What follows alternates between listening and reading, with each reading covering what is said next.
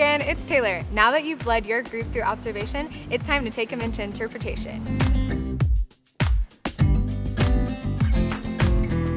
Interpretation is when we start to ask questions that really guide us to the heart of the passage.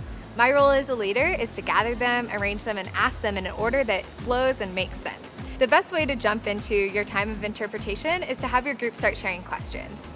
Most of these questions are going to actually come from all of the great observations you just made. What are some of the questions that you guys have? Why did he say you give them something to eat? Because like obviously they can't, And right? like they only had 5 loaves and 2 fish, so like Right. what? How Or would like do that? why? Or like As a leader, I try to write down all of the questions that people are giving me, and if possible, I try to have a visual, so a whiteboard or a chalkboard, something to where everyone else in the group can see the questions we're starting to ask of the passage. Why does, I'm going to sort it to Jesus. Why does Jesus stay? And like, Since you might not have all the time you need for your group to have questions that are going to get to the heart of the passage, it's important as a leader to come with some prepared questions already to the study.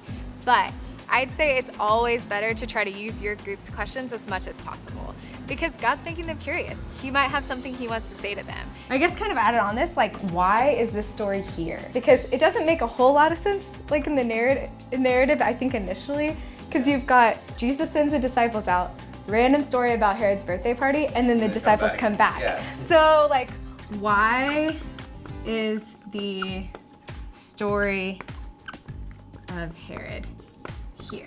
When your group starts sharing their questions, they might be all over the place. So you could be asking yourself, all right, so how am I supposed to arrange these questions in an order that flows and also leads us to the heart of the passage?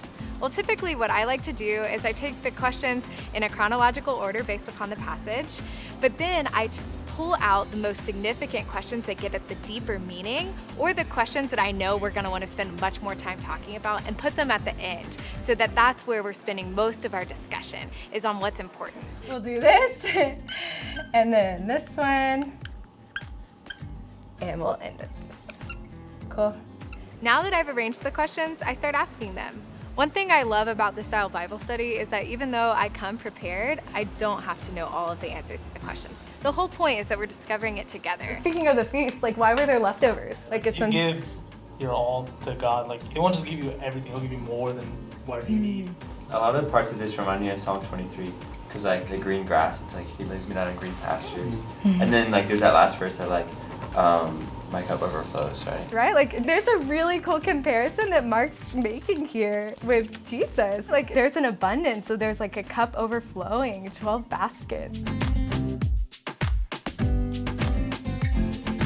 As God gives us clarity about what the passage means, it's time for us to move on into application.